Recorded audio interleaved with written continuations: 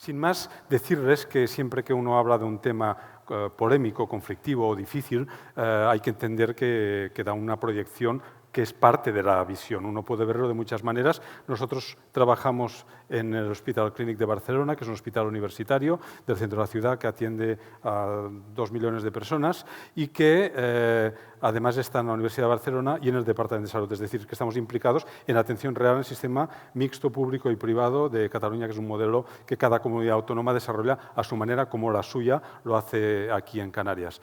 Vamos a hablar no solo de una enfermedad, vamos a hablar de un conjunto de enfermedades, porque, como verán ustedes, tienen dos características. La primera son enfermedades emergentes, es decir, hace un tiempo no se hablaba, nosotros decimos unos 25 años, no se hablaba y ahora se está hablando y están los pacientes ahí. No es porque sí, es porque nuestro ambiente ha cambiado. Y en general a estas enfermedades, que incluyen, la más conocida es la fibromialgia, pero también fatiga crónica y sensibilidad química, y hasta 50 enfermedades relacionadas, como puede ser el colon irritable, la migraña, la cistitis intersticial, etcétera, que verán algunos aspectos de ellas en la exposición, pues lo que provocan es que haya pacientes que tengan cansancio, dolor crónico, un dolor diferente del habitual después de un traumatismo, después de una enfermedad inflamatoria reumática, es un dolor persistente que te acompaña toda la vida.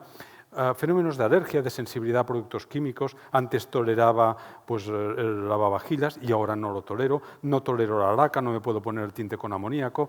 El ambiente, aquí tiene un ambiente espectacular, pero en muchas ciudades como Barcelona o Madrid, una tercera parte del tiempo superamos los niveles ya reconocidos, pero hay muchas personas que ni estos niveles los toleran. Por lo tanto, el ambiente, esto, perdón que no señala bien, el ambiente no favorece estas enfermedades. Y también estamos haciendo intolerancias a alimentos, que antes no pasaba.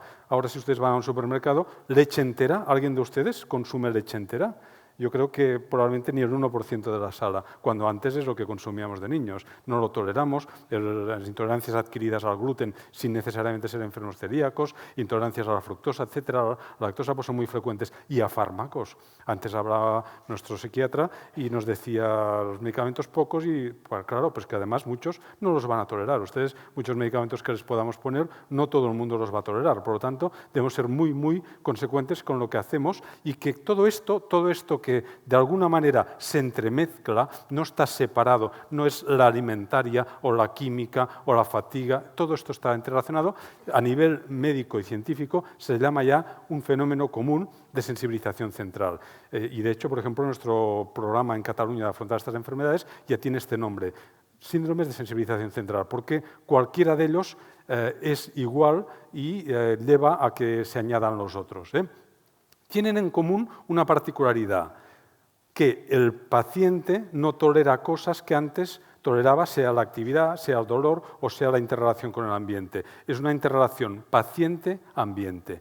Y estos síndromes de sensibilización central tienen una serie de características. Les decía que son de reciente introducción, son de causa poco conocida, cada vez mejor. Sabemos que son neurológicos, no son psiquiátricos. Esto es muy importante, porque hace poco tiempo solo se reconocía su ámbito psiquiátrico. Se decía pues, neurastenia, equivalentes somatoformes, etcétera, y no es el caso. Tiene una incidencia global que está entre 3 y 5%. Es decir, si cogemos a la población, me han dicho que aquí en Canarias, más o menos por la población que hay, puede haber 70 o 80.000 pacientes afectos de algún tipo de estas enfermedades o de varias a la vez. Es decir, que no estamos hablando de enfermedades raras. No son enfermedades raras, son enfermedades emergentes, cada vez hay más, antes había pocas y ahora hay más, y sin duda tienen una característica muy importante, es que son patología de género.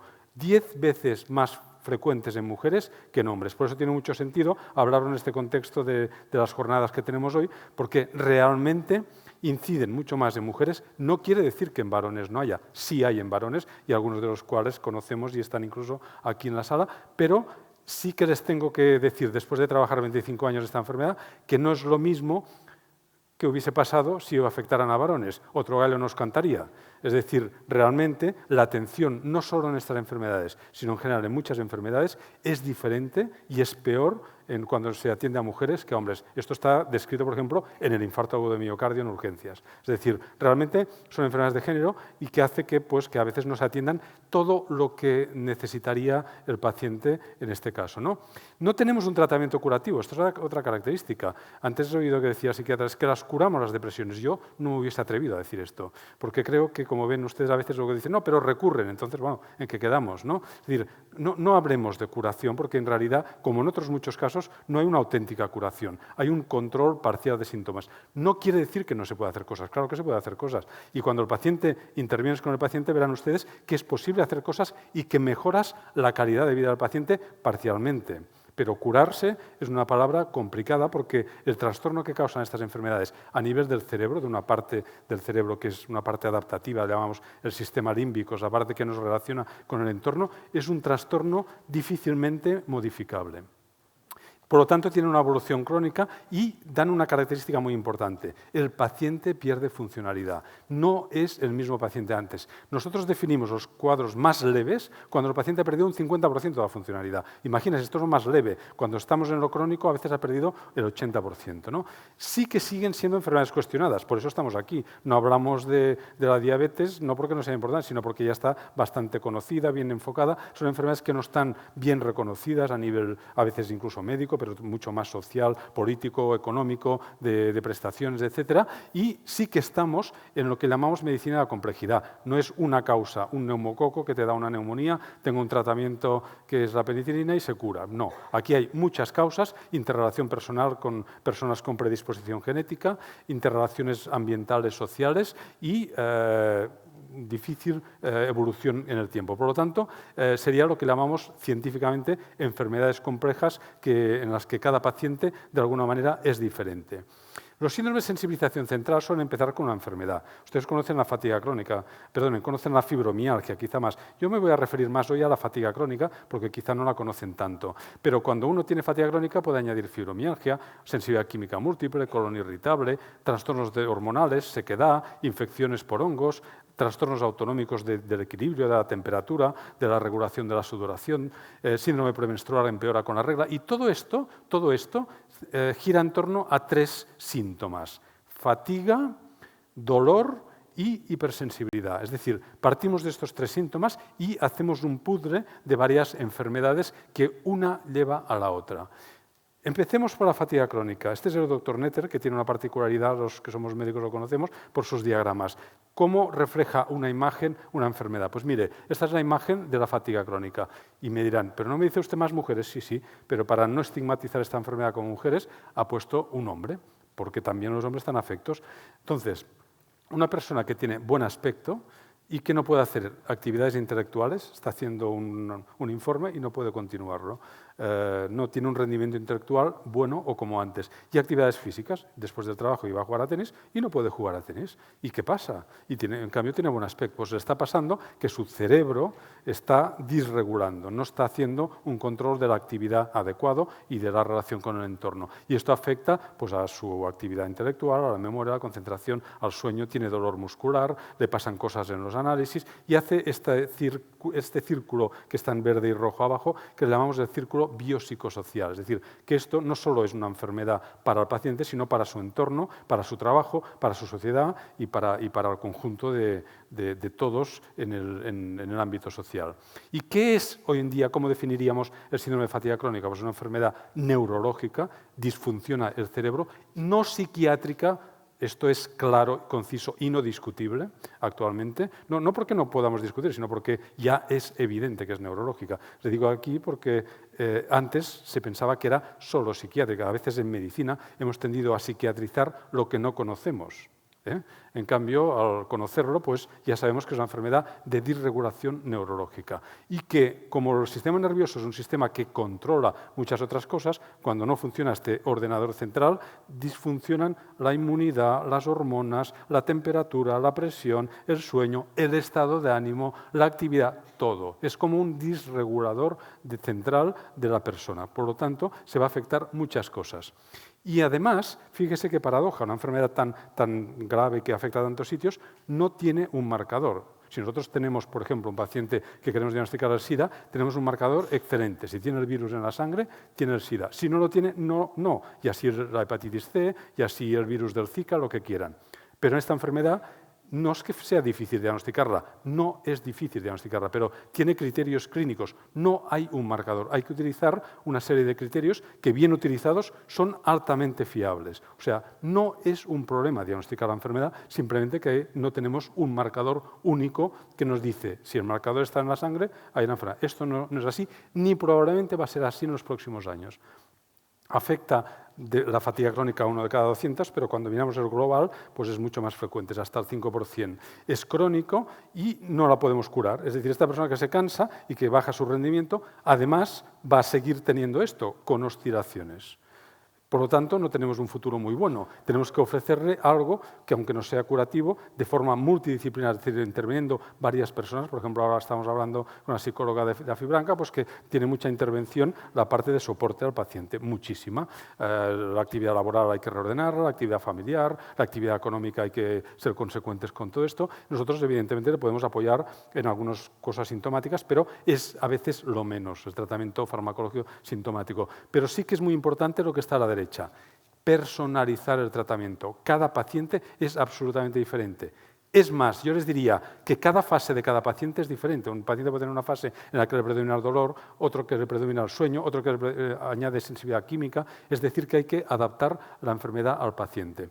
Y una cosa tan sencilla como decir, síndrome de fatiga crónica, se basa el diagnóstico en lo que nosotros llamamos la anamnesis de la fatiga, es decir, en qué fatiga tiene, porque la fatiga de un paciente con esta enfermedad no es una fatiga periférica, no se me cansa el dedo por utilizar el ratón, no, es una fatiga central. Esto en primer lugar. No es una fatiga de 15 días de evolución ni de un mes, no, es una fatiga crónica que siempre exigimos que le haya durado para el diagnóstico al menos 6 meses. Por lo tanto, no estamos hablando de cuadros reactivos a una gripe, a una infección, etc. No, estamos hablando de cuadros establecidos y que además no es esta idiopática que no tiene un motivo, sino que reúne los criterios clínicos que ahora les expondré. Hay muchos criterios, vamos a ser muy rápidos porque hay muchos temas, pero tiene estas esferas de afectación. La de la derecha, todo el mundo lo entiende, la fatiga física. Nos ponemos a correr y mi dintel de fatiga pues son 5 o 6 kilómetros y entonces ya me canso, ya tengo que parar. Otros serán 2 kilómetros, otros será más.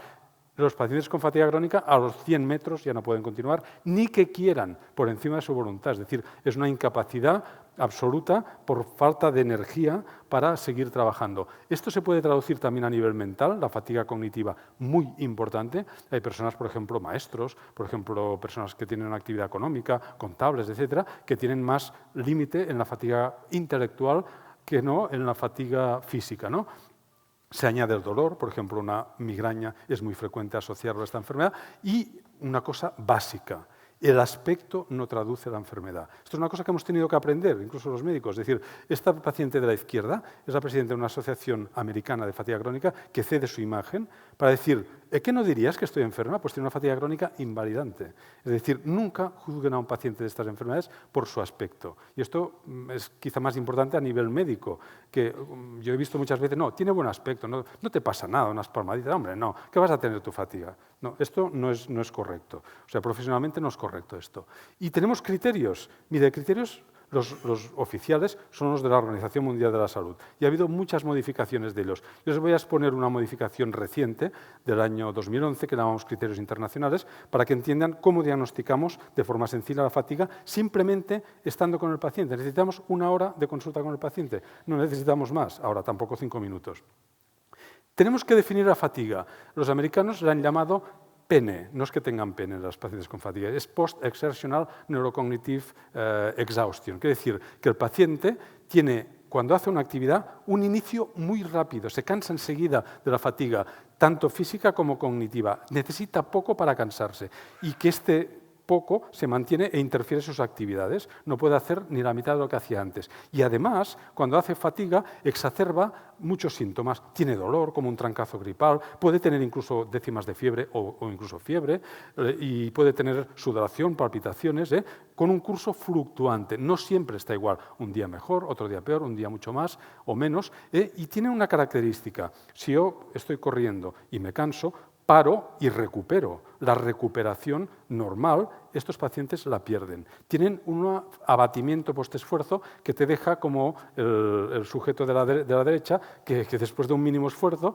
que no debería afectarle mucho, le deja abatido absolutamente, le deja planchado, ¿no? Y que tarda en recuperar, a veces tarda un día entero o más de un día en recuperar un mínimo esfuerzo. Esto no es normal, es una fatiga patológica. Debemos diferenciar la fatiga normal, la fisiológica, de la patológica. En la fatiga crónica hay una disminución patológica y exigimos, como os decía antes, incluso en el grado más leve, que esta disminución de actividad al menos sea de la mitad. El signo de alarma de esta enfermedad es una persona que tenga fatiga sin otro motivo, evidentemente esto es una cuestión profesional, no tenga una cardiopatía, no sea un asmático, no tenga una infección activa, etcétera, pues que no le permita hacer ni la mitad de cosas que hacía antes y le dure al menos 6 meses. Este es el punto de diagnóstico. ¿Y solo le pasa esto al paciente? No, le pasa muchas otras cosas que están referidas en estas 3 esferas, B, C, D.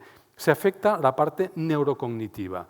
El procesamiento del pensamiento, más lentos, más desconcentrados, fallan los nombres. No me acuerdo el nombre ni de mi hijo, y le confundo del nombre, ni de mi vecina de toda la vida, ni de mi compañero de trabajo. La disnomia, la falta de retención de nombres o de hechos recientes. ¿Que te he dicho esto? ¿Que no me lo has dicho? Y se discute en la pareja porque no se acuerda ni de lo que le ha dicho, ni que se lo ha dicho.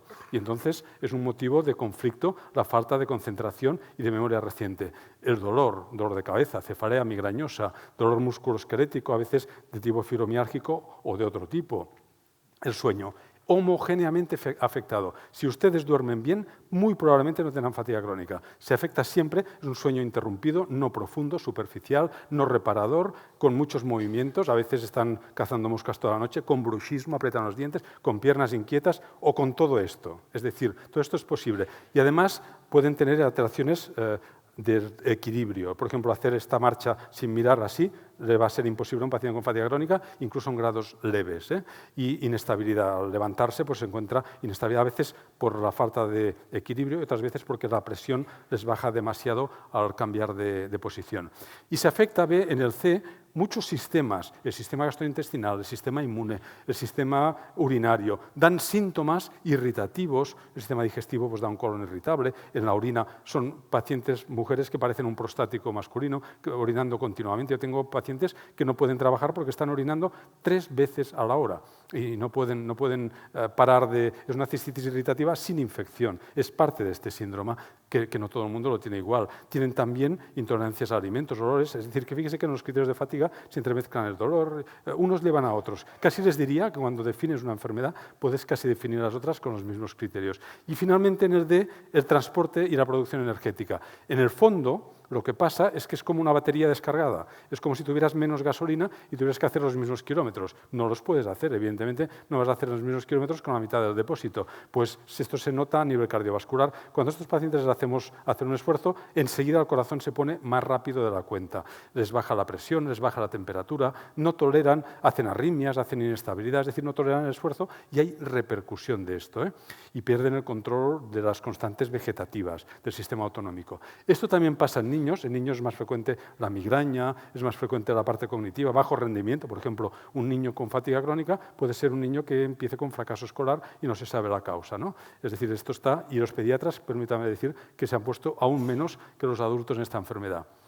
Una pregunta importante, ¿todo el mundo tiene el mismo grado? No, no. Incluso un mismo paciente puede tener grados diferentes y se diferencian en general 3 grados. El leve, que es el 50% de la actividad, que es un paciente que puede hacer cosas, pero no puede hacer el mismo trabajo que antes. El moderado, en el que ya no puede trabajar habitualmente, hace temporadas de bajas, temporadas que no, vida limitada a domicilio. Y el intenso, en que está prácticamente encamado. Hay un grado 4 que llamamos transitorio, que no se define como crónico, sino transitorio, después, por ejemplo, de una intervención, de una infección, que quedan, francamente, dependientes casi de una persona que les ayude para sus cuidados básicos. ¿Y qué sabemos de esta enfermedad? Pues mira, este es un esquema que tiene 25 años de antigüedad. de la doctora Krimas, americano. Es una enfermedad que, como ven, está representado sobre todo el cerebro. El cerebro recibe inputs, es decir, a la izquierda donde pone risk factors, quiere decir que cosas como una infección, un estrés, una sustancia química puede desencadenar en el cerebro que disfuncione. ¿Ven la zona central que parece que haya un pajarito ahí? Esto le llamamos el sistema límbico. Hipotálamo, amígdala. Fíjese que es lo mismo que les decía el psiquiatra antes. Las mismas estructuras que controlan el estado de ánimo y el sueño y la depresión, controlan también estos factores, los mismos, porque es la misma estructura que disfunciona de una manera o de otra. Y que luego le da a la derecha fatiga, dolor, desánimo, trastorno del sueño, trastorno del estado de ánimo, que estos son síntomas neurológicos. Pero aparte de los neurológicos, le da dolor muscular, el intestino no funciona bien, su inmunidad no funciona bien, podemos detectar linfocitos que alteran la expresión de cómo trabajan ante las infecciones, el corazón tiene palpitaciones, tiene arritmias que antes no tenía, baja la presión, muchas hormonas, la tiroidea, la suprarrenal, las hormonas de regulación. Las mujeres con estas enfermedades tienen unos ciclos absolutamente irregulares, con dismenorrea, con quistes ováricos, con muchos fenómenos de hiperestrogenismo. Es decir, que es una enfermedad que nosotros llamamos sistémica porque afecta a muchos sitios y tiene una base autoinflamatoria. Hay una base de inflamación tanto periférica como central. Es decir, que a la izquierda una infección, un tratamiento, un producto farmacológico, una quimioterapia, cualquiera de estas cosas, o incluso un estrés, da una reacción inflamatoria sistémica que a través, arriba, de predisposición genética, no todo el mundo hace una fatiga, lo hace más mujeres predispuestas y que además de factores psicológicos, el estrés. ¿Qué decía el psiquiatra antes? El estrés. Esta enfermedad también. Son personas, en general, que antes hacían una actividad tremenda, no el 100%, no, hacían el 200%. Pero eso creamos un patrón de conducta hiperactivas, motivadas, en la asociación de vecinos, en la escuela, trabajando, cuidando a los padres. Todo esto no es banal. Esto hace que haya una sobrecarga de estrés a lo largo del tiempo y que cuando se produce este fenómeno inflamatorio, primero periférico en la sangre y después el sistema nervioso central, los factores de regulación hormonal e inmune fallan y se provoca la fatiga y otros muchos síntomas. Pero esto es un esquema sencillo que, en general, poniéndolo así, es el mismo esquema, pero poniéndolo en el tiempo, primero tiene factores predisponentes, son personas que ya tienen una predisposición, ya podríamos predecir qué se puede hacer una mujer que tenga ya algunos factores, por ejemplo, antecedentes familiares de la misma enfermedad, la hiperlaxitud. Doblarse más de la cuenta es un factor de predisposición, el patrón de conducta, este patrón de conducta activo, la ausencia de ejercicio, el ejercicio ayuda a no tener fatiga. Las personas sedentarias tienden a tener más fatiga, me refiero a sedentarias a lo largo de la vida, pero es que una cosa lleva a la otra, como no toleran bien ya no hacen ejercicio y se interrelacionan, ¿no? Y luego esta persona que ya tenía predisposición y no tenía la enfermedad, cuando se expone a un estrés, a una infección, a un desencadenante químico en el trabajo o a cualquiera de estas mezclas de cosas, desarrolla la enfermedad, lo que llamamos factores desencadenantes, que es el exposoma. Y luego viene la enfermedad. He puesto fatiga crónica, como podría poner fibromialgia o sensibilidad química. Empieza la enfermedad y después no solo se mantiene, sino que viene lo que es en verde aquí a la derecha, la comorbilidad. Es decir, se añaden cosas. No solo tiene la fatiga, tiene dolor, tiene sensibilidad a productos químicos, tiene el colon irritable, tiene la vejiga que no para de ir al lavabo, etc. Por lo tanto, se transforma en una enfermedad compleja, con muchos factores y de difícil control. Con lo cual, el paciente llega a un momento en que no sabe ni lo que le pasa, ni cómo tiene que abordarlo, ni él, a veces, ni su sistema de atención familiar o social. Les decía que la hiperlaxitud, sin llegar a estos extremos, pero que la hiperlaxitud es un factor de predisposición genética en las mujeres sobre todo, sin llegar al extremo que sería el síndrome de Marfan o el Ehlers-Danlos, que son enfermedades ya extremas en las que falla la estructura esquelética, pues la predisposición esta de ser hiperlaxa hace que tenga más posibilidad de desarrollar estas enfermedades. Los virus.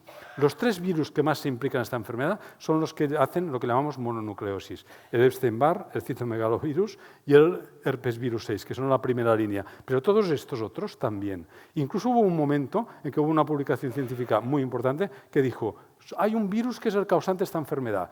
Esto no fue cierto.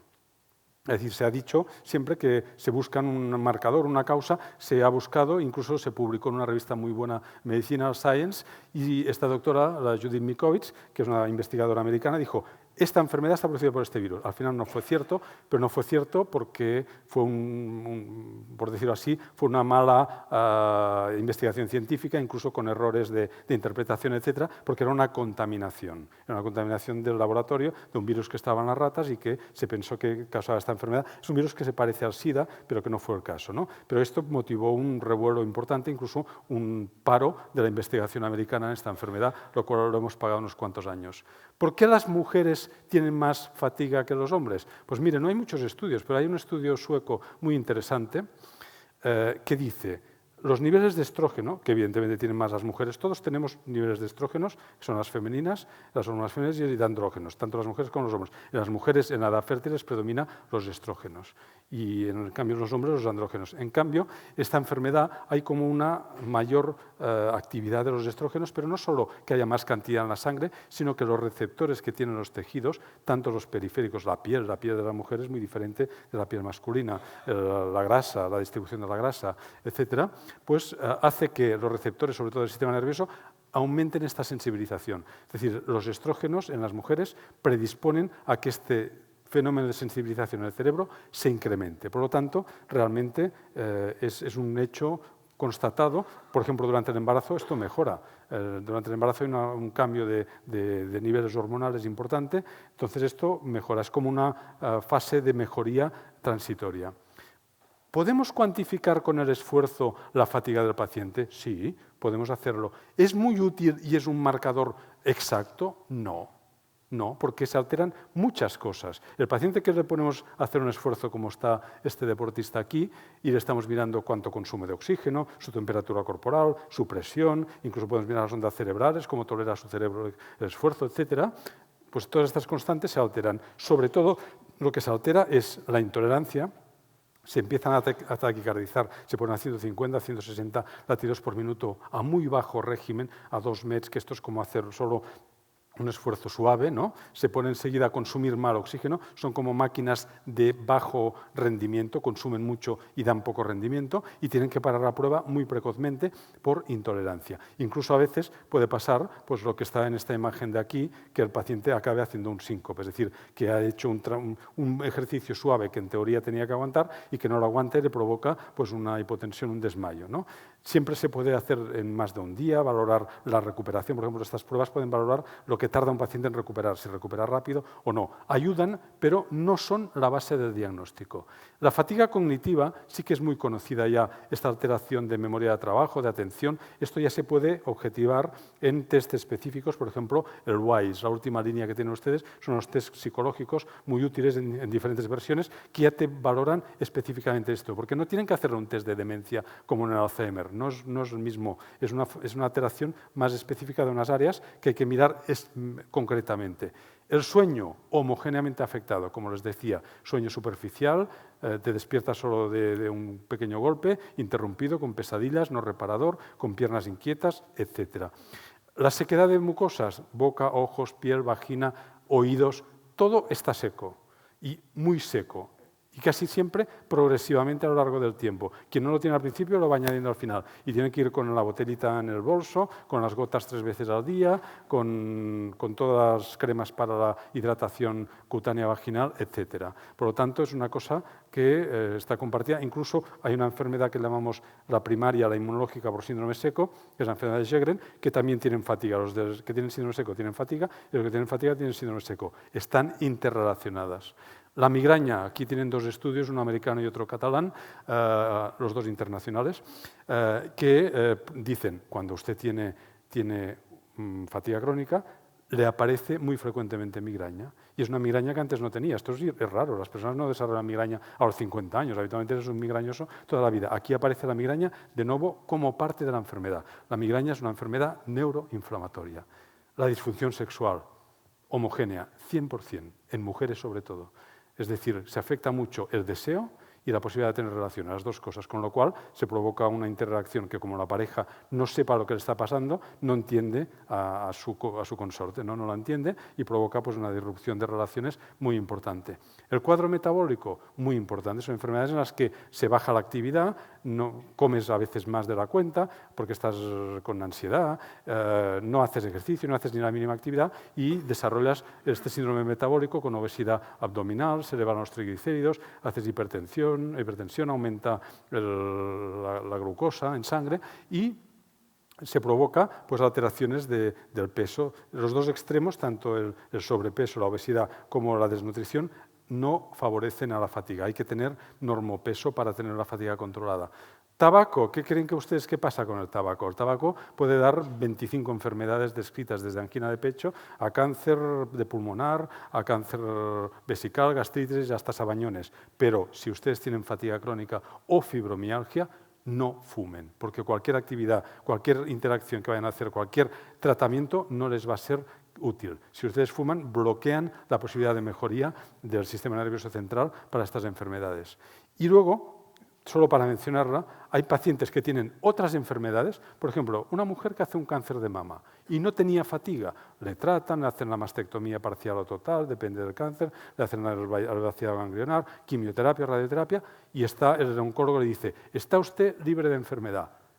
Oiga, pero es que me canso. No, hombre, no, esto no será nada. Que me canso, que no puedo hacer lo mismo, y se sigue cansando y no puede integrarse a trabajar y empieza a tener una enfermedad por fatiga. La fatiga después de un cáncer de mama, de un linfoma, de un mieloma, de una esclerosis múltiple, de un señor que tiene un trastorno primario del sueño con un SAOS que tiene que ponerse una CPAP nocturna, los pacientes con migraña crónica, las infecciones, los pacientes con SIDA, con hepatitis C, los pacientes con enfermedades inmunológicas, el lupus, el Sjögren. Es decir, son pacientes que tienen otras enfermedades que esta otra enfermedad les lleva a añadir fatiga. Estos pacientes tienen la misma fatiga que la fatiga que les he explicado hasta ahora, simplemente que vienen de otra enfermedad. Antes se decía, cuando tienes fatiga crónica no puedes tener otras enfermedades, era excluyente, ahora no.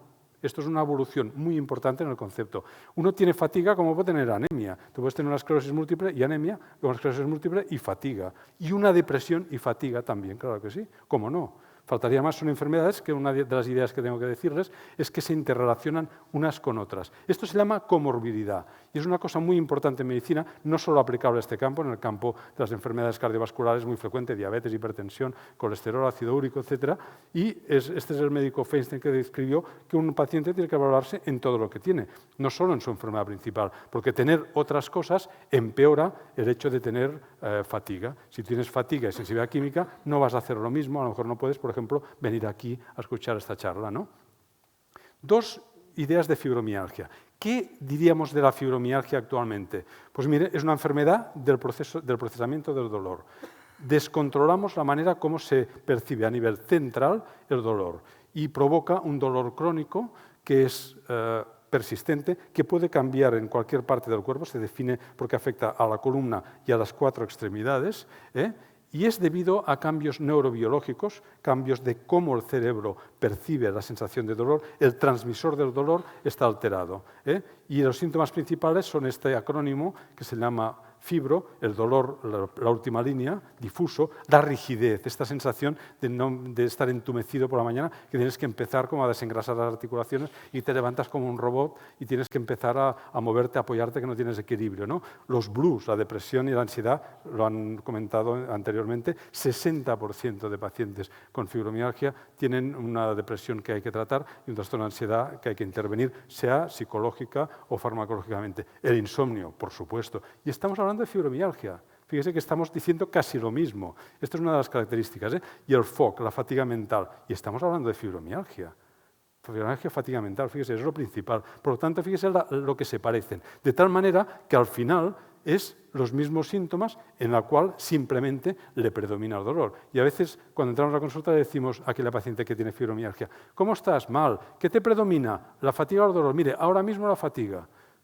Ah, pero no tenías fibromialgia, sí, pero ahora estoy más fatigada que dolor. El dolor, mire, sí, pero lo tengo, pero con el tratamiento y tal, un poco más controlado. Estoy más adaptada al dolor. En cambio, la fatiga no. Pues, por ejemplo, todo esto está en lo mismo. Fíjese que estamos casi diciendo lo mismo. Y sí que sabemos cosas que pasan en la fibromialgia. Mire, cuando se percibe el dolor, la parte de arriba es una neurona sensitiva. Aquellos son estímulos. Una persona que se queme o que le machaquen el dedo, un traumatismo, hace que haya una señal y hay unas ondas en medio que hacen que llegue al cerebro y detecte esta señal, ¿verdad? Si uno se quema, le llega la percepción de calor. A una persona normal le llega un pico de onda. A una persona con fibromialgia le llegan 100 picos de onda. Es como una explosión del dolor. Se llama fenómeno de hiperalgesia. Tienes más dolor del que toca, pero si solo te he tocado así y has hecho una reacción como si te hubiese clavado un puñal, pues solo te he tocado, solo te he apretado un poquito para saludarte, no lo toleran. Y además, vías que no deberían transmitir el dolor, como son las vías de posición, lo que nosotros llamamos los mecanorreceptores. Por ejemplo, yo sé que tengo el pie aquí más apoyado en el derecho que en el izquierdo por la presión que voy notando, aunque yo no mire el pie, ¿no? Esto es una sensibilidad profunda que no debería transmitir dolor. En la persona con fibromialgia, la sensibilidad profunda, el derecho de estar sentado, la presión que tiene, la posición, transmite dolor anormalmente. Es decir, la vía normal transmite más y además tiene dolor por otras vías. Esto es una explosión del dolor a nivel central. Y esto es real, se puede medir. Por lo tanto, la fibromialgia es una enfermedad también que se añade, es una comorbilidad de la fatiga crónica. Y les voy a introducir solo como concepto esta otra enfermedad, haremos estas tres hoy de manera muy sencilla, la sensibilidad química múltiple, que es otra comorbilidad. ¿Y qué ha pasado? Pues que se nos ha añadido. Yo cuando empecé hace 25 años a ver pacientes con fatiga crónica, muy pocos pacientes me decían que tenían problemas de sensibilidad a los productos químicos ambientales. Muy pocos, en cambio ahora tenemos más del 50% que lo tienen. ¿Por qué? Porque nuestro ambiente no es el mismo. El ambiente que vivimos, aún aquí, creo que tiene un ambiente privilegiado, porque en ciudades, bueno, no hace falta decir en Shanghái o en Pekín, que tiene una contaminación que los niños tienen que salir al parque con una ampolla de oxígeno, porque es que si no, no pueden jugar en el parque. O los que van en bicicleta van todos con mascarillas sin tener sensibilidad química, porque la contaminación es importante. Nos hemos expuesto a más de 130.000 productos químicos cuya composición no es bien conocida, no es validada, y aunque lo fuera uno a uno, la interrelación entre ellos y el ambiente es absolutamente desconocida. Es un experimento biológico de la última generación. Nuestros padres no estaban expuestos, nosotros sí. Por lo tanto, no sabemos qué va a pasar con esto. Y es así de claro. Lo que pasa es que no se quiere afrontar a nivel global, porque esto significaría limitar emisiones. Ya ven ustedes lo que pasa. Protocolo de Kioto, protocolo de París. No hay interés de los gobiernos en reducir la industrialización y en reducir el rendimiento de estas empresas. No lo hay. Ni hay interés. Por ejemplo, sería clarísimo que tenemos que dejar de conducir coches diésel. ¿Quién está dispuesto a quitar el coche diésel? ¿Están ustedes preparados para no tener el coche diésel? ¿Verdad que no? Pues esto es parte de la realidad que tenemos. Las partículas diésel son de los peores contaminantes ambientales que hay, de los peores. Las calefacciones de gasoil también, las centrales térmicas, etc. Estamos sometidos a agentes múltiples irritantes que uno amplifica al otro. Empiezas, por ejemplo, si estás trabajando en una industria química y tienes al lado un proceso de cloro y contactas con cloro, te irritas, pero después no es el cloro, es en casa el amoníaco, en otro sitio en la peluquería pues las lacas, luego los perfumes, vas amplificando. Es decir, de una intolerancia química pasas a otra. Y no es lo mismo, evidentemente, este señor que por la mañana está trabajando en la Repsol, en la incineradora, y está a 500 grados a 5 metros de ahí, que por la tarde cuando está en la playa ahí. Es decir, el ambiente juega, el ambiente ha cambiado. Es decir, todo esto, estos productos químicos, encima los tenemos a nivel laboral. En casa tenemos auténticos laboratorios químicos en casa. Si ustedes cogen todas las pinturas, disolventes, cosméticos y todo lo que tienen, es un auténtico laboratorio químico, en cualquier casa de cualquier sitio. La sensibilidad, la química es la más frecuente, pero no solo la química, la alimentaria. ¿Cuántos condimentos llevan los alimentos que tomamos? Muchísimos. Cualquier bebida enlatada, cualquier alimento conservado. Antes no estaban. El ambiente, la contaminación eléctrica. Estamos exponiéndose a 100.000 veces más radiaciones que nuestra generación anterior. En casa, en el trabajo, los wifi, lo que nos permite que ustedes me oigan. Todo esto son radiaciones que nadie ha garantizado su seguridad, créanme. No está garantizada su seguridad. Es, de nuevo, un experimento biológico que uno solo no, pero no es el wifi, es la pantalla, más la televisión, más el microondas, más la red LAN de doméstico, más la del trabajo, más el transformador, la red etc. Por lo tanto, la radiación ambiental eléctrica, magnética, las resonancias magnéticas que hacemos para exploración tienen su límite.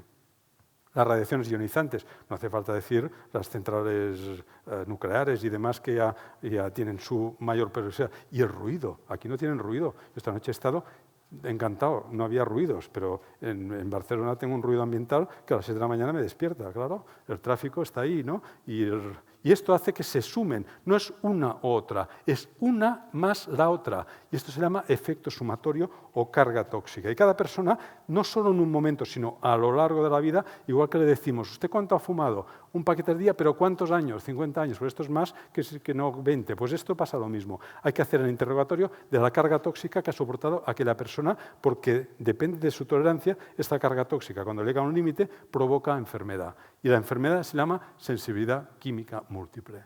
Y la sensibilidad química múltiple es que el paciente tiene síntomas, respuestas múltiples, parecidas a la fatiga crónica. Irritación de ojos, fatiga mental, fatiga física, insomnio, irritabilidad.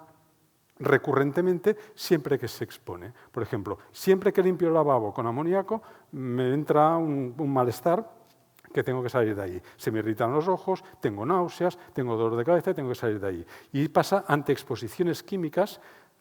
No son intoxicaciones, no tiene nada que ver. El señor que está esquemático arriba es Paracelso. Paracelso es el toxicólogo que definió la intoxicación por productos químicos en las personas en el siglo XVIII. Y él decía, la dosis hace al tóxico. Si yo me expongo, por ejemplo, a una pequeña cantidad de arsénico, no pasa nada, pero si tomo mucho me mata, ¿no? Me muero de la intoxicación por arsénico, ¿no? La dosis hace al tóxico. En cambio, aquí no.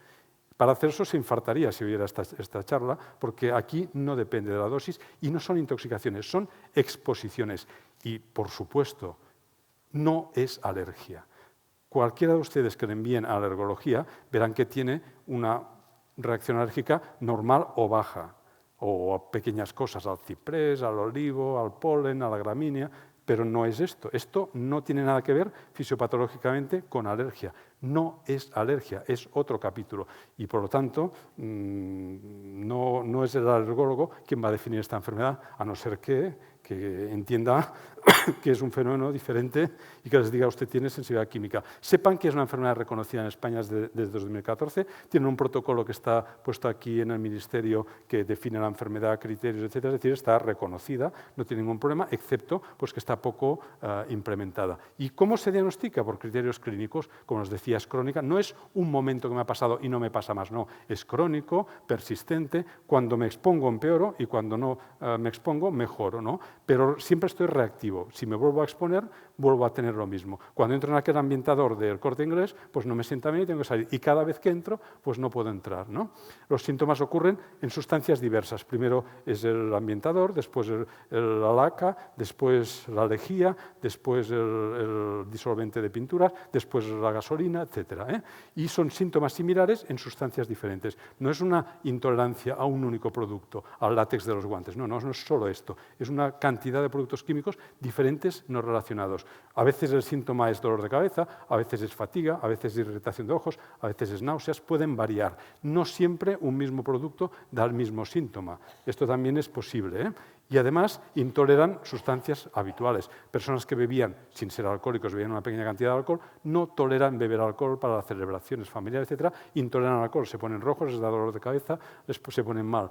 Y los síntomas no son de un solo órgano, son de varios, de la piel, del sistema digestivo, de las mucosas, del sistema cardiovascular. Es decir, que la persona tiene una reacción muy global, una reacción sistémica, y que además se puede objetivar. Puedo ver que el paciente, cuando se expone, se le pone el corazón rápido, o le baja la presión, o le baja la temperatura. Son fenómenos objetivables. O tiene inestabilidad, o tiene sensación de sueño, etc., ¿no? El estado de ánimo se puede afectar, porque el estado de ánimo, como les ha dicho antes nuestro psiquiatra, pues también tiene una base neuroquímica, la serotonina, las catecolaminas, que también se alteran en estas enfermedades. Por lo tanto, una lleva a la otra, y fíjese que le estoy poniendo criterios muy parecidos a la fibromialgia o a la fatiga crónica. La disfunción sexual en la sensibilidad química también es homogénea, es decir, que la tienen casi todas las mujeres, y te afecta la calidad de vida. Mira, les he puesto 12 puntos. Si ustedes reúnen 6 de estos 12, podemos pensar que tiene criterios clínicos de sensibilidad química múltiple. Y luego tenemos cuestionarios específicos para ver qué áreas de afectación, si es más doméstica, más laboral, más en un tipo determinado de si es más de contacto o más inhalatoria, etc. Pero lo que está claro que los productos que más lo hacen esto son los insecticidas, sobre todo los organofosforados, cuya utilización agrícola, etc., se va limitando a áreas donde hay personas, ¿no? Los carbamatos, los piretroides también, y en algunos casos incluso hay cosas curiosas como la ciguatera. ¿Han oído ustedes hablar de la ciguatera? Aquí tienen ciguatera en Canarias. Ustedes no saben lo que es la ciguatera. Podemos hacer una charla de un día. Usted sí que sabe lo que es la ciguatera. Ciguatera es una toxina que tiene el pescado de playa cuando come un plancton que está especialmente en algunos momentos del tiempo y que produce una sensibilización química. Es decir, comer pescado en algunas zonas no siempre está, depende de las áreas, de la temperatura. En Canarias han tenido casos de ciguatera que provocan después fatiga crónica. Esto se ve en sitios tropicales, no se ve en Cataluña, porque las condiciones no son las mismas. Los hidrocarburos, la gasolina, los disolventes, los irritantes, el formol, glutaldehído, los compuestos de cloro, los hospitales son sitios malos para urgencias, es un sitio malo para una persona con sensibilidad química, los derivados clorados. El clorado es tremendo, pero fíjese qué curioso, lo ponemos en el agua para aseptizar el agua del grifo lleva cloro y nos lo estamos bebiendo el cloro. Es decir, que esta es una de las cosas que probablemente en el futuro deberemos quitar del agua porque el cloro es un irritante y sensibilizante.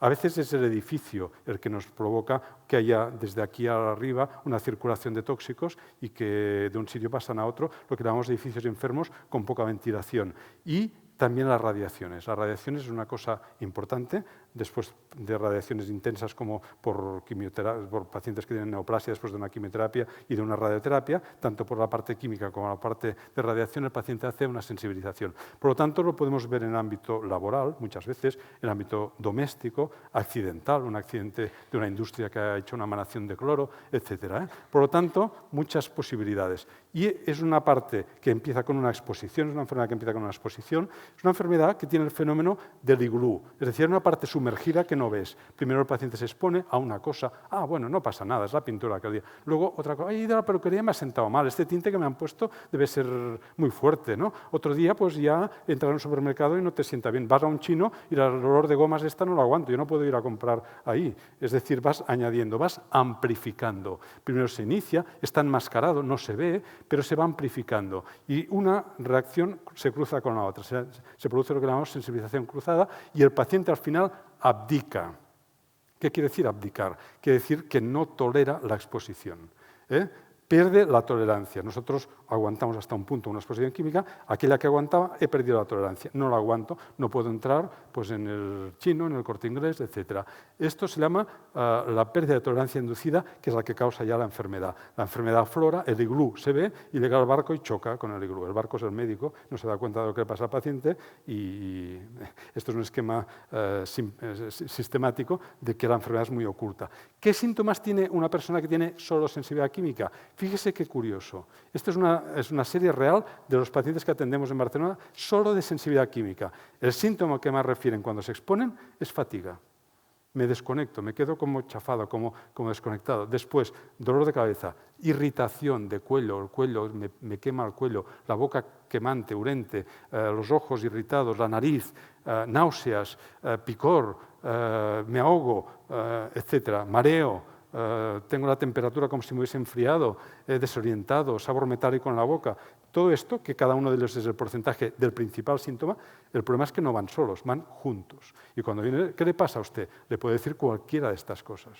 Cualquiera de estas. Fíjese la complejidad de atender a un paciente de este tipo. Y a veces tienen dermatitis irritativas como estos acné rosáceas o como estas dermatitis irritativas que se podrían confundir con muchas otras cosas, pero que solo pasan cuando se expone a aquel producto. Por ejemplo, esta chica solo cuando va a la peluquería o la otra persona cuando solo está, este señor de la izquierda es un señor que estaba distribuyendo gasolina. Cuando distribuye gasolina se le pone la cara así.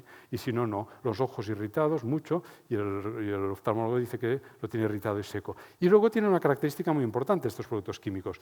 Alteran las hormonas, la regulación de las hormonas, la del cortisol, la del tiroides, las hormonas de regulación del ciclo genital, las hormonas del metabolismo, de la insulina, la hormona de regulación de líquidos, la vasopresina. Todos estos productos que tenemos referidos aquí en un resumen también son disruptores hormonales, es decir, alteran cómo nosotros nos funciona la hormona. Por lo tanto, no solo provocan una inflamación, sino que provocan una disrupción tan importante que la doctora María Neira, que es la comisionada de la Organización Mundial de la Salud, es una doctora brasileña que nos vino a visitar hace poco, nos dice, necesitamos investigar en cómo los tóxicos ambientales alteran las hormonas, porque ¿qué nos está pasando?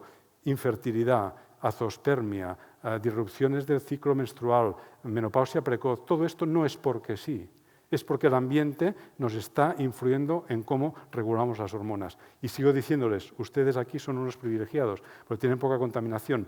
La sensibilidad alimentaria, 3 cosas, lactosa, gluten y grasas. Quédense con estas 3 cosas, evítenlas lo que es posible, porque si tienen sensibilidad química, la sensibilidad alimentaria pueden también incrementarla. Por lo tanto, hay que hacer una dieta lo más biológica posible, ensaladas, productos de cercanía, en lo más posible sin contaminantes, sin biocidas, sin conservantes y con comidas flojas y repartidas. Pero podemos hablar una semana de la dieta.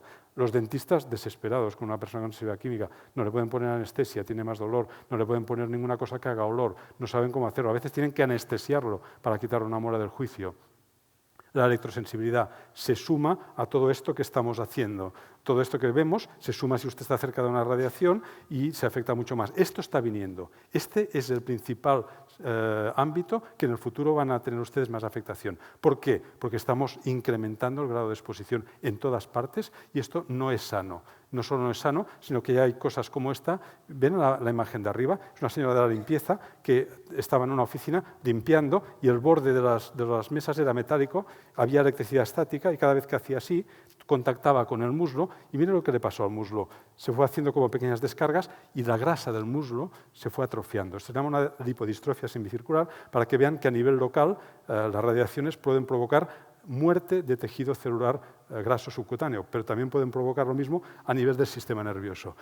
Todo esto, la Comunidad Europea ya está haciendo iniciativas como la del exposoma. Esta es una becaria finlandesa que tuvimos en Barcelona que está diciendo, nosotros nos exponemos a todo esto, al aire, a las radiaciones, al estrés, a las infecciones, al estilo de vida. Y todo esto, la parte externa tiene un correlato interno, la flora intestinal, la flora cutánea, la flora de las mucosas, que también se altera. Y es una interacción múltiple. Fíjese qué cantidad de factores. Les he hablado de miles de factores diferentes que una persona puede tener diferentes de otra.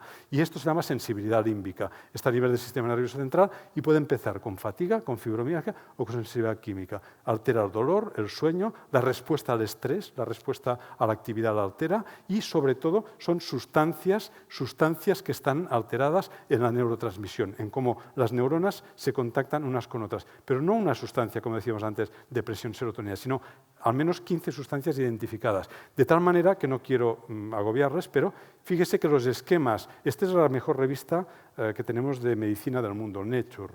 Este es el esquema de la sensibilización central. Muchos factores alteran la inflamación. Primero, es que el marcador no me funciona. Alteran a nivel de la inflamación periférica. Esta inflamación pasa al cerebro. Cuando pasa al cerebro, las células que tiene el cerebro, la microglía, los astrocitos, células de las nerviosas que están ahí, se inflaman y además entran células de fuera y alteran, en último término, la transmisión, cómo las neuronas se interrelacionan unas con otras. ¿Cómo vamos a regular fenómenos complejos si tenemos los enchufes mal? ¿Están mal? No uno, no, muchos. Pues entonces esto provoca un aumento de excitación, un aumento muy claro que se puede ver en los reflejos. Los pacientes con esta enfermedad tienen hiperreflexia generalizada y inestabilidad, son 2 cosas muy sencillas de explorar, y en cambio disminuyen los reflejos inhibitorios. No duermes, no tienes relajación, etc. Y los esquemas pueden ser tan complejos como este, es decir, que un estímulo, un patógeno, una radiación, puede alterar el sistema inmune, el sistema energético a nivel de la mitocondria, el glutamato, el sistema vegetativo, el cerebro, cómo reacciona con fatiga, PM es la fatiga física y después la neurocognitiva. Es decir, fíjese que son esquemas tremendamente complejos, que no es que no los conozcamos, simplemente que es muy difícil intervenir para modificarlos. Y el paciente lo que hace es una espiral de invalidez. Si tú no haces nada, tiene fatiga, tiene dolor, intolera cosas, se queda cada vez con menos actividad, cada vez en casa, cada vez más reducido, y empieza a deprimirse, a perder la relación social y hace lo que llamamos el síndrome de Chandal. Duermo con chándal, estoy en el sofá con chándal y no salgo de casa. Y esto es muy malo. Hay que romperlo y hay que romperlo con estos 4 cuadrantes que hay aquí. Primero, diagnosticándolo bien. Si no diagnosticamos bien, es que usted está deprimido. No, hombre, no. No, si yo tengo fatiga, perdone, no es que tenga un desánimo. Aquí los criterios que les enseñaba antes tienen más bien distimia, como decía antes el psiquiatra, ¿no? No es una depresión primaria, no es la depresión. Hay que decirle, hay que educarle, hay que ayudarle. Las asociaciones están haciendo mucho campo en este sentido, porque a veces el sistema sanitario no llega a esto, y hay que graduar su actividad, hay que hacer lo que puedes. Si estás al 50% no vas a hacer el 100%, vas a hacer lo que puedes e intentarlo tanto a nivel físico como intelectual. A veces tienen que reducir la actividad laboral o dejarla, o buscar una invalidez, etc. Es decir, todo esto no es broma y los tratamientos que tenemos son solo sintomáticos, no son tratamientos muy efectivos. El tratamiento, en el que no voy a incidir porque sería pues, extensísimo, se basa en personalizar en cada paciente 3 grandes esferas: su actividad, su soporte psicológico, personal y ambiental, incluyendo el laboral y el social, y tratamiento farmacológico, que no es lo más importante. Si no duermes, te ayudamos a dormir. Utilizamos fármacos muy diferentes de los convencionales. Por ejemplo, no utilizamos benzodiazepinas, melatonina, trazodona, otras sustancias que ayudan sin interferir en los circuitos de memoria o desánimo. Y también tratar el dolor, tratar la sequedad, tratar las cosas que son sintomáticamente. Esto no quita la fatiga. No hay tratamientos directos para la fatiga, sí para el dolor. Pero sepan que el dolor de la fibromialgia no sigue el esquema de ninguna otra enfermedad, ni de dolor oncológico, ni de dolor reumático, es decir, es diferente, ¿no? Y tenemos también evidencia que esto mejora. Mire, este es el esquema de la respuesta. Esto es una gráfica, a la izquierda, arriba quiere decir que en una escala de fatiga, un paciente que tenía fatiga crónica de 30, cuando se hace una intervención de este tipo, le baja de 30 a 18, es decir, que baja un 30% su grado de fatiga, lo dice el paciente, no lo decimos nosotros. Y esto, cuando hace una intervención compleja en un centro adecuado, multidisciplinar, le dura más o menos un año. Si dejas de hacerla, el paciente vuelve a empeorar. Por lo tanto, esto es de por vida, es un cambio de estilo, igual que decía antes el psiquiatra, la distimia no hay que tratarla con antidepresivos, hay que cambiar el estilo de vida del paciente. Casi le diría lo mismo aquí, sabiendo que no lo vamos a curar, que lo vamos solo a mejorar y en algunos casos de forma compleja. Nuevos fármacos, muchos, se prueban, no son útiles, se intoleran la mayoría y otros solo hacen respuestas. Mire estas que me da abajo, el rituximab, el último que probaron los noruegos, que es un fármaco muy intenso, que se utiliza en inmunoterapia e incluso en oncología y que cuando lo das mejoran. ¿Cuánto mejora? 2 semanas. Mejora la fatiga 2 semanas con un tratamiento endovenoso que encima tiene muchos efectos secundarios y que cada dosis, como la botellita que hay ahí, vale unos 3.000 euros. Esto no tiene sentido hacerlo, no tiene sentido porque es que estamos causando más problema y no mejora lo que decíamos antes del tratamiento multidisciplinar. Por lo tanto, no tenemos un tratamiento curativo para la fatiga. Los suplementos, muchísimos. Los suplementos es un tema interesante que podríamos también hablar una semana. La B12, si les falta vitamina D, tomen vitamina D. Para la parte cognitiva se ha demostrado que picos de B12 y de ácido fólico ayudan sin que ustedes necesiten necesariamente los tengan bajos antes. Es decir, los hacemos además. La acetilcisteína, los antioxidantes ayudan bastante, el magnesio, el coenzima Q, con el NAT, etc. Es decir, son cosas que no curan, pero que en cada paciente, y viendo las posibilidades y las interacciones, pueden ayudar. Sabemos que algunos medicamentos no hay que tomarlos. Un paciente con fibromialgia fatiga crónica no tiene que tomar benzodiazepinas, estatinas, betabloqueantes, antidepresivos según cuáles, antihistamínicos, porque empeorarán la enfermedad. Hay que ser muy selectivos en los fármacos. Por lo tanto, no es tanto lo que haces, sino también lo que no haces. La genética nos ayuda mucho. Sabemos que hay muchas enfermedades que genéticamente están relacionadas. La fibromialgia con la fatiga, la insuficiencia suprarrenal, el colon irritable. Y sabemos incluso los genes. Sabemos los genes y los mecanismos que condicionan a los genes. Podemos hacer una lista de cosas inflamatorias, hormonales, de regulación, por ejemplo, de señales, que nos dicen qué funciona y qué no funciona en una persona. Pero también les diré una cosa, cuando tienes la enfermedad ya no nos sirve esto. El paciente que tiene fatiga crónica, que es la palabra del medio, no solo tiene fatiga crónica, tiene un network, una red de enfermedades. Tiene 30 cosas, 30. Y más o menos importantes, pues, por ejemplo, el desorden de personalidad, el dolor, la migraña, el colon irritable. Es decir, que a una persona con fatiga crónica le pasan muchas cosas. La otra cosa es que no quieras verlas. El cerebro cambian las redes de conexión, son más estrechas. Arriba es un paciente normal y abajo las redes de conexión, esto que está marcado en amarillo, son más estrechas, hay menos, es como una carretera más estrecha y que tiene menos actividad. Pero esto es muy complicado. Los japoneses, el doctor Watanabe, con PET funcional, tiene un marcador específico que puede ver cómo un paciente con fatiga crónica no le funciona bien la transmisión de señales desde el sistema límbico al córtex, el reconocimiento. Esto es correcto, pero está a nivel solo de experimentación. y vale pues unos 30.000 euros cada prueba, con lo cual no está en la práctica, pero sepan que sí hay marcadores que objetivan lo que les estoy diciendo. Simplemente saber que es una enfermedad crónica, persistente, que no podemos curar, que afecta mucho a la calidad de vida, que es invalidante. No podemos hablar de curación, aunque salen en la prensa curaciones por todas partes. En todas partes dicen, yo me he curado de no sé qué. Bueno, o no lo tenías o no te has curado, una de las dos. Hay que prevenir, la mejor tratamiento es el prevenir. Por ejemplo, esto es prevención laboral de los ámbitos que no están bien y evidentemente también cuando te expones, si estás en un tren y no puedes ir, tienes que utilizar mascarillas de filtro, de carbono o superiores que coadyuven a no exponerte. Solo un último esquema, estoy acabando. La Sociedad de Medicina Familia de Canadá hizo un estudio muy interesante en el que se miraba la calidad de vida de estas enfermedades. En azul arriba, la calidad de vida de las personas de la calle normal, 80%, 80 sobre 100. Hombre, tengo cositas, pero bien. Cuando tienes una de estas enfermedades, en rojo, al medio, estás al 50%. Cuando tienes dos, al 30%. Y cuando tienes tres, entre el 10 y el 20%. Estás peor que un paciente con un cáncer activo o que con SIDA. Es decir, muy mala calidad de vida.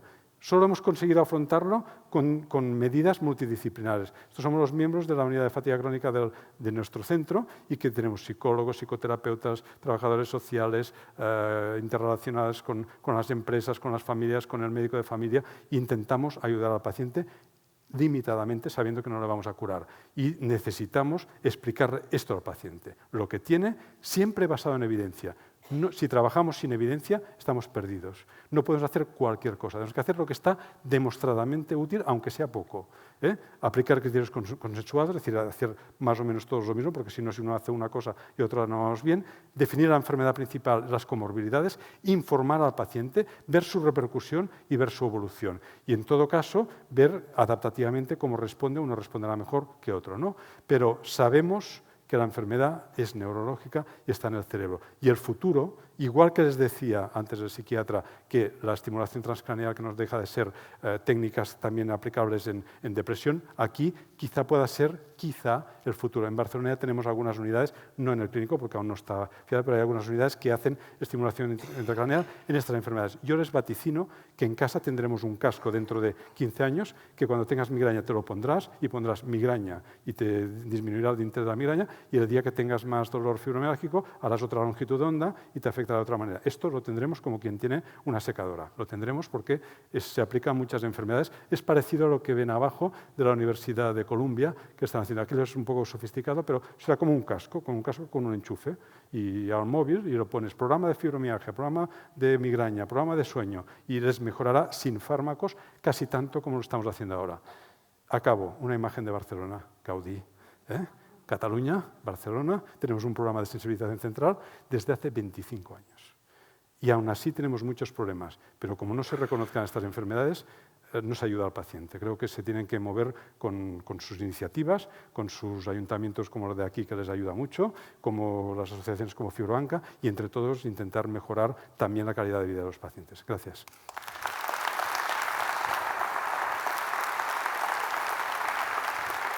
¿Hacemos las preguntas? Sí. Bueno, me he pasado un poquito. Bueno, pues llega el momento en que puedan hacer preguntas, dudas que tengan de esta presentación, como les dije que iba a ser magistral. Tenemos una mano en alto. Antes no me presenté por la falta de tiempo. Soy la doctora Belén Alonso, médico internista en el Hospital de Gran Canaria, doctor Negrín. Algo que no sabe el doctor Joaquín Fernández Sola es que en el día de hoy tenía 3 ofertas formativas. Esta es la 4ª. Me he quedado con la 4ª y sin duda no me he equivocado. Gracias, doctor Fernández Solá. En 60 minutos nos ha resumido 25 años de enfermedades muy complicadas, y para no perder más tiempo vi una mano por allí. No sé si Raquel nos va a ayudar con micrófono. ¿Tenemos micrófono? Y si no, me acerco yo. Me siento un poco Isabel Gemio. Sorpresa, sorpresa. Un anfiteatro muy parecido. Y si no, pues compartimos. Como pueden entender, esto es una visión global. Hay muchísimos temas que podríamos hablar en concreto, y si podemos ayudar en algún aspecto, aunque cada ámbito tiene su manera de arreglar las cosas. No es lo mismo hablar de esto en Cataluña, hablar aquí, hablar en Madrid, etc. Adelante, por favor. Hola, buenas tardes. Doctor Solá, yo le quería hacer una pregunta porque vi en algunas de las diapositivas la palabra cáncer Sí, y con este tema de la sensibilidad química múltiple, ¿qué hay de cierto en que los pacientes que tienen sensibilidad química múltiple tienen más riesgo de cáncer? ¿No? Sí, es cierto, porque fíjese, todos los factores que hemos hablado inciden también en el cáncer.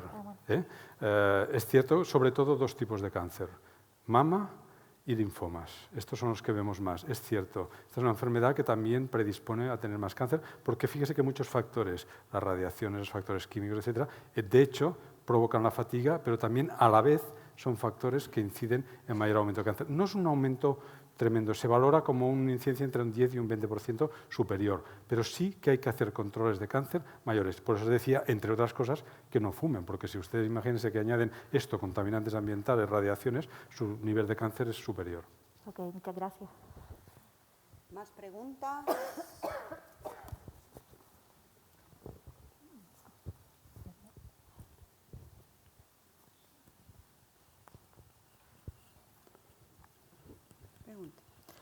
Vamos a ver, yo en representación de Afigranca quería preguntar, ¿qué podemos hacer aquí, en esta provincia, para que nos den una unidad del dolor?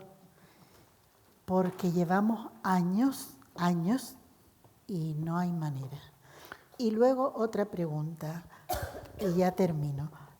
Los médicos a veces no atienden al paciente como es debido, sino le dicen, usted tiene fibromialgia, váyase a la asociación y allí le explican. Esas son mis dos preguntas. Tiene usted razón, es una realidad que no viven ustedes solos, lo viven muchas comunidades autónomas. Como os decía antes, las comunidades autónomas desde hace ya mucho tiempo tienen las transferencias de sanidad propias en cada ámbito, por lo tanto pueden decidir qué políticas sanitarias hacen, si hacen hospitales o hacen programas comunitarios o hacen atención a una enfermedad o no. Es cierto que estas enfermedades tienen un nexo común. Primero, no son raras, son muy frecuentes. 5% de la población es tanto como diabéticos. Por lo tanto, 80.000 personas en las Islas Canarias. Más o menos, o quizá más incluso, ¿no?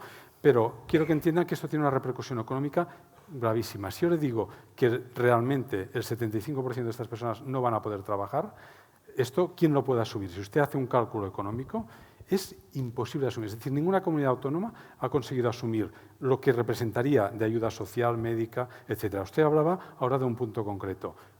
Hacer unidades, de alguna manera. Es decir, las unidades se van a hacer de muchas maneras. Hay quien las hace solo de dolor, otros consideran cada una por separado.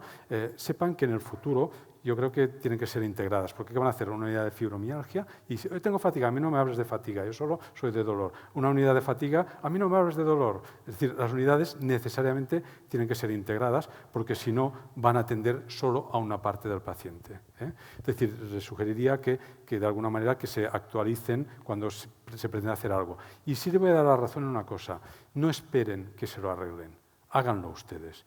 Piensen una cosa, Cataluña, ¿por qué en Cataluña tenemos un programa de unidades de atención específica a estas enfermedades? Porque los pacientes se movieron. ¿Qué hicieron los pacientes? Una iniciativa de ley. Una iniciativa al Parlamento regional, al Parlamento catalán en este caso, como lo ha habido en otros sitios, en Aragón después lo ha habido también, en Navarra lo ha habido, diciendo, no nos están atendiendo para estas enfermedades y solicitamos que haya una atención específica.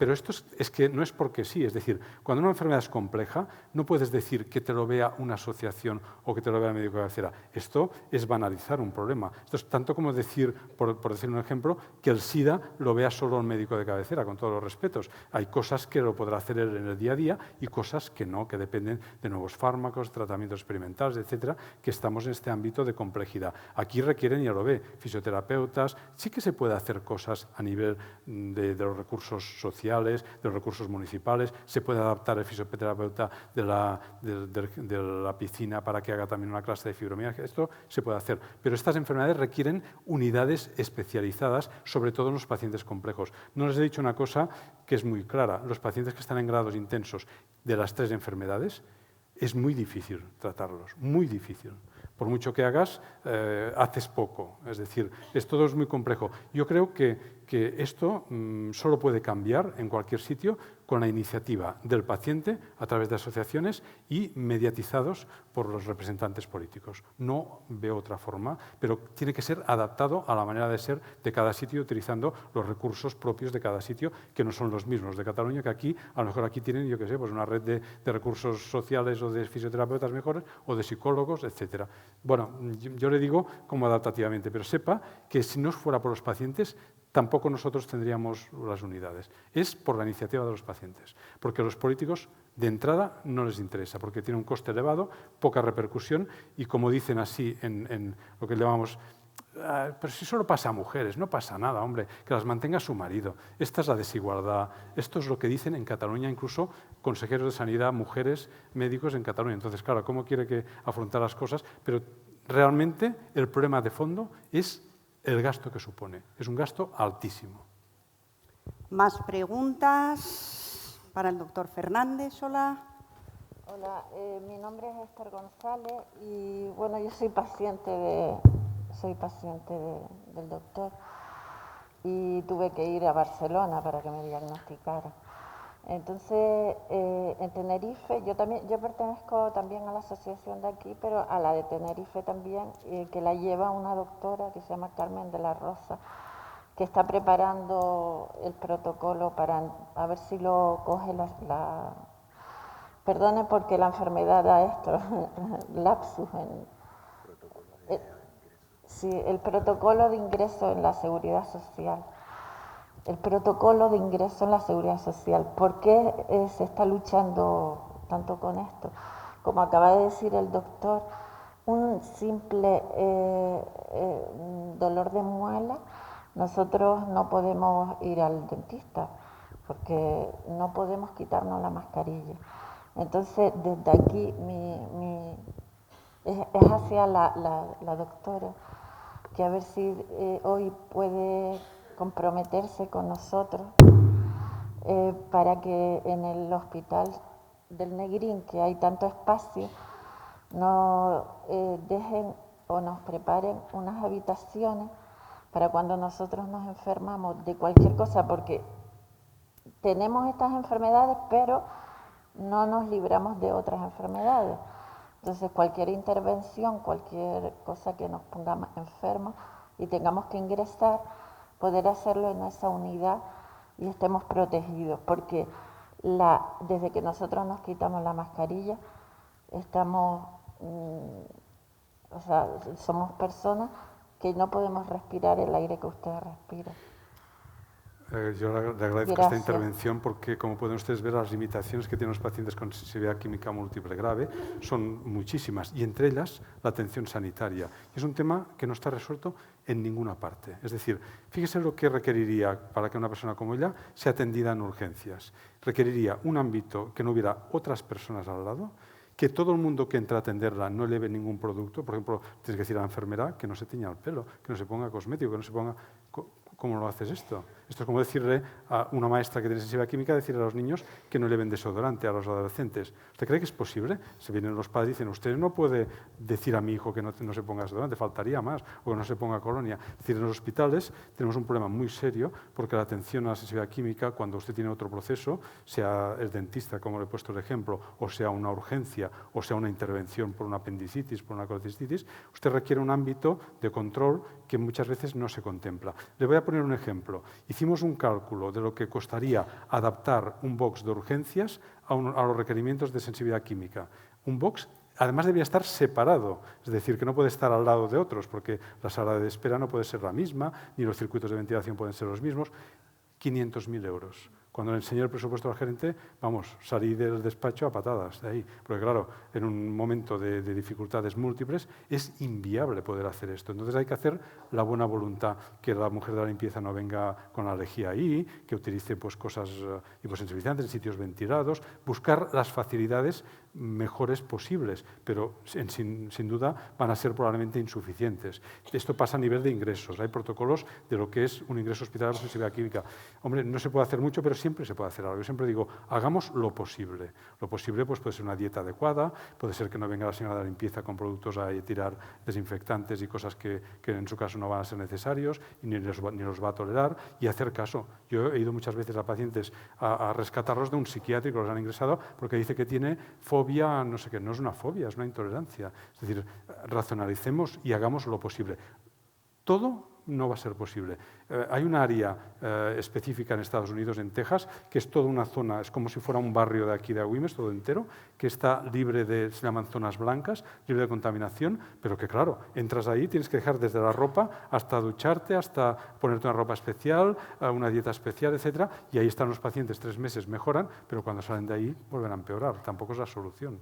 Es decir, para casos graves hay sitios específicos, pero imposibles de reproducir en el día a día en todos los hospitales. Es un tema tremendamente costoso, tremendamente importante, pero que en último término no quita el derecho de un paciente a que se reconozca lo que necesita para su salud. Pero yo creo que esto es como todas las cosas que se puede ir haciendo progresivamente.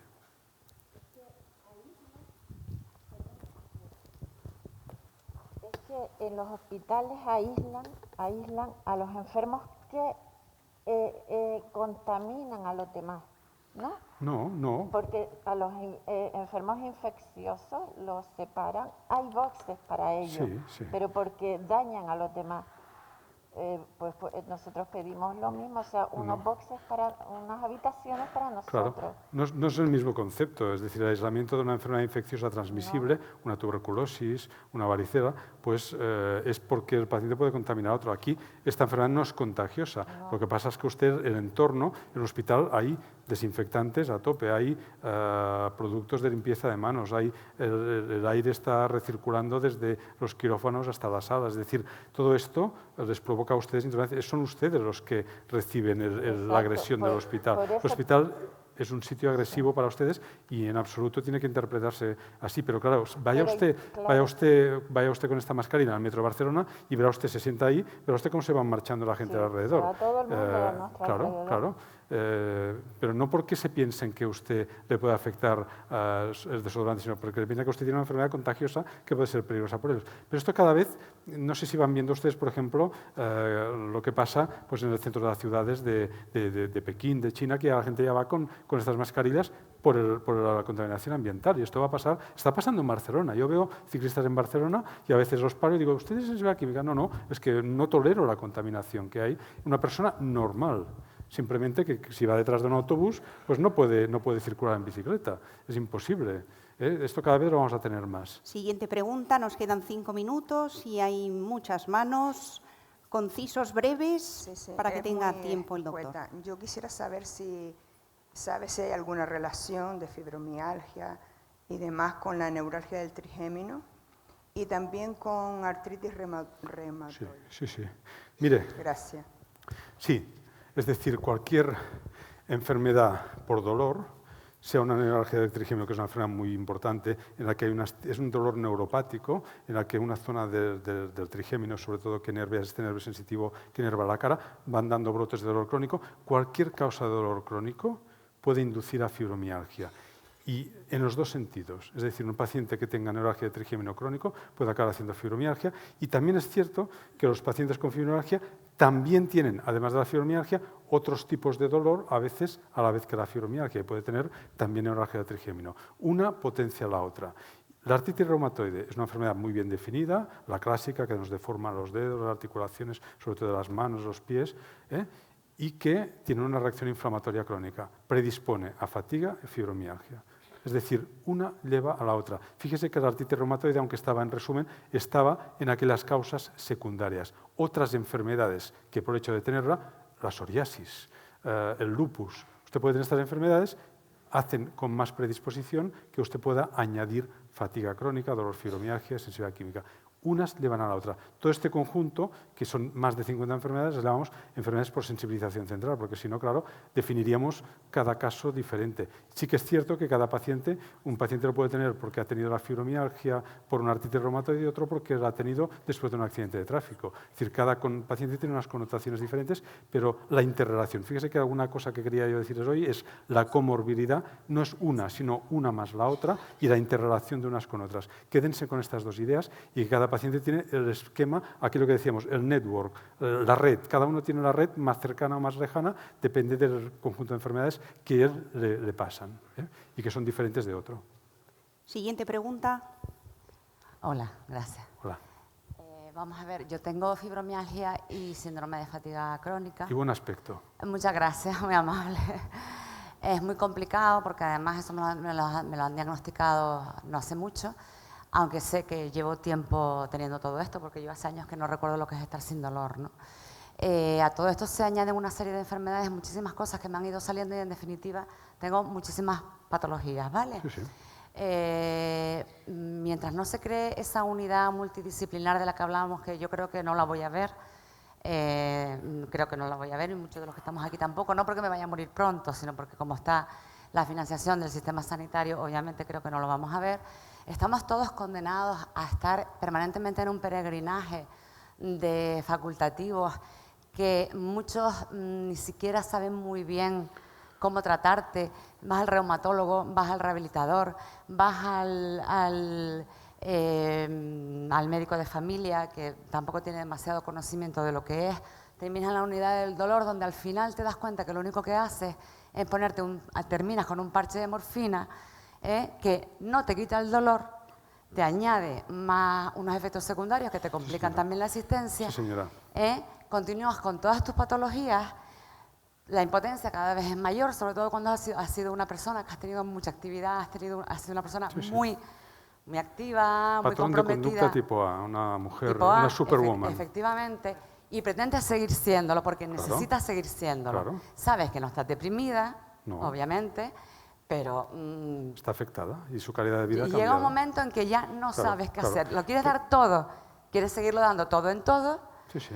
quieres demostrar que estás al 100% en todo, puede ser que Pero estés, no lo estás. estés al 30% y que termines simplemente en una unidad del dolor con un parche de morfina que además tiene efectos secundarios. ¿Qué hacemos? Bueno, pues yo me remitiría a lo posible, claro. Yo no tengo la solución a todas las cosas. Ni siquiera crea usted que en Cataluña la cosa funciona excelentemente. Estamos a un nivel de satisfacción pues moderado. ¿Por qué? Porque sí se reconoce, pero muchas veces no se proyecta a todo. Tiene usted razón que lo que no hay que hacer es esto. Esto que usted, por ejemplo, se sabe perfectamente que las unidades del dolor, la terapia normal del dolor oncológico, artrósico, etcétera, y acabar con el parche, es peor a veces el remedio que la enfermedad. Los parches de morfina los intentamos evitar. Yo le aseguro que hace años que no pongo un parche de morfina a una fibromialgia, más bien me dedico a quitarlos, porque tiene usted razón que no por poner más potencia consigues más. Conseguimos más con dosis bajas de varios fármacos que no con dosis altísimas de los mórficos, que son los mayores. Y es cierto, no por llevar un mórfico estás mejor de la fibromialgia, y además con posibilidad de dependencia y muchos efectos secundarios. Esto es parte de lo que pasa en esta enfermedad, y esto se llama manejo de la enfermedad más allá de lo que, con todos los respetos, puede hacer un único profesional. Por mucho que queramos, ni los internistas ni los reumatólogos, tenemos que hacer este abordaje múltiple, que no depende solo de fármacos. Fíjese que de fármacos he hablado muy poco, expresamente, porque los fármacos no son la solución de esta enfermedad, son una ayuda en algunos momentos. Y a veces, ya le digo, dosis bajitas de cosas muy suavecitas y con fármacos fuertes poco tiempo, si puede ser, por hablar de la lírica, por hablar de los mórficos, etc. Todo esto es una ayuda en un momento y un problema después.